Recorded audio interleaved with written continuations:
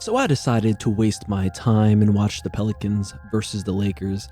All I gotta say is the Pelicans are just not serious at all. The Pelicans are one of the worst teams I've ever watched live. And I was rooting for the Pelicans. I mean, I was hate watching the Lakers. I'm not a Lakers fan at all.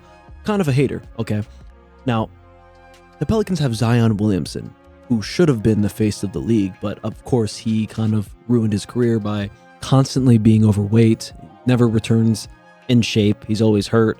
And now that he's healthy, he's a great player, don't get me wrong. Like what I've watched from him last night, he was doing pretty well. But he's just a very predictable player, right? He loves to drive left. He doesn't really drive to the right at all, honestly, from that game that I watched. And Trey Murphy Jr., or the third, played great offensively, right? But he doesn't go for rebounds, doesn't play great defense at all. And that's really the problem with the Pelicans, right? They have a guy like Jordan Poole coming off the bench, just chucking up random shots. Honestly, I haven't watched Jordan Poole since he was on the Warriors. I'm just going to be honest here. I don't watch the Wizards. He went to the Wizards. Who watches the Wizards, right? Now he's on the Pelicans, who are an 8-30 team. And I can see why, right? Jordan Poole is just chucking up shots. I mean, he shot 0 for 4 last night. Also, throughout the season, he's shooting, his field goal percentage is in the 30%. That should be your three-point shot. But no, his field goal percentage is 30-something percent.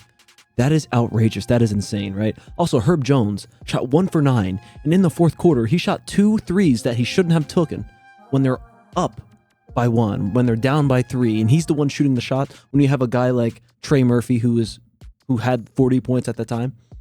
Zion Williamson, I just gotta say it. The Pelicans, for them to win, just give the ball to Zion. He needs to shoot more shots. He can't shoot 13 shots and expect to win, right? Like he needs to have more volume. Right, he only had 15 points with 13 shots. That's not great, but his field goal percentage was not bad. 7 for 13, right? That's not bad. Same with Derek Queen. I got to give Derek Queen his credit. I think Derek Queen looked like the most valuable player on the court. Every time he was on the court, he made the right play. He had 8 assists as a center, right? Or power forward, whatever position he is. He had 10 points, 13 rebounds, just a solid game in general. I mean, he did have 4 turnovers and 1 really bad turnover in the fourth quarter.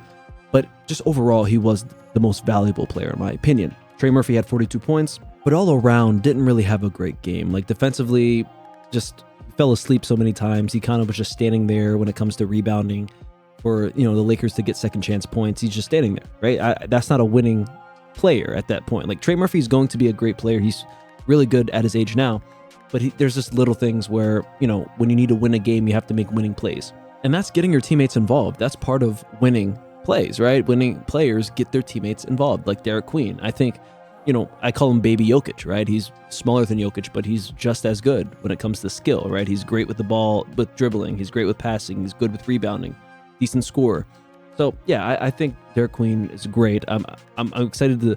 Well, I'm not going to be watching any more Pelican games, honestly, but I'm excited to see what happens with his career. Okay, now let's talk about LeBron James. Okay, in the first half, LeBron. Honestly, he had a good first half, but there was a lot of open dunks that he's had.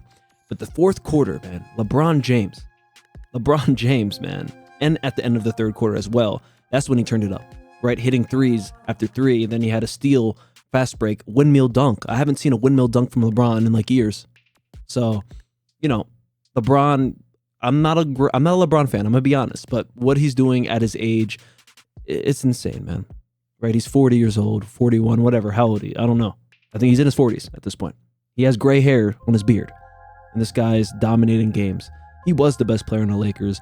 And it wasn't even close, right? Luka made some crazy shots as well, right? In the fourth quarter, he honestly just chucked up 2 threes that shouldn't have went in, but went in. And, you could say that's luck, but, it's Luka. Luka Magic, right? That's his nickname. And I think Luka didn't play great. I mean, he's a good passer. He made some good plays, but he also made a lot of bad plays, right? He tends to turn the ball over. Same with LeBron, right? They both turn the ball over a lot because they have the ball so much. But, I just don't look at Luka as a winning player. Yes, he made it to the finals with Kyrie Irving that one year, but he's just not a great defender. He's not a great playmaker when it comes to making the right decision at clutch times.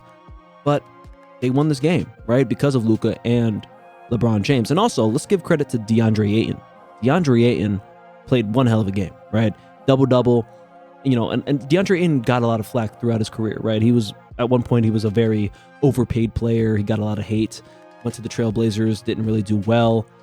But now I think he's found his role, right? He's not a superstar, he's not a star, but he's a really good starter, right? He's a really good starting center to have. So, you know, those three really helped the Lakers win this game.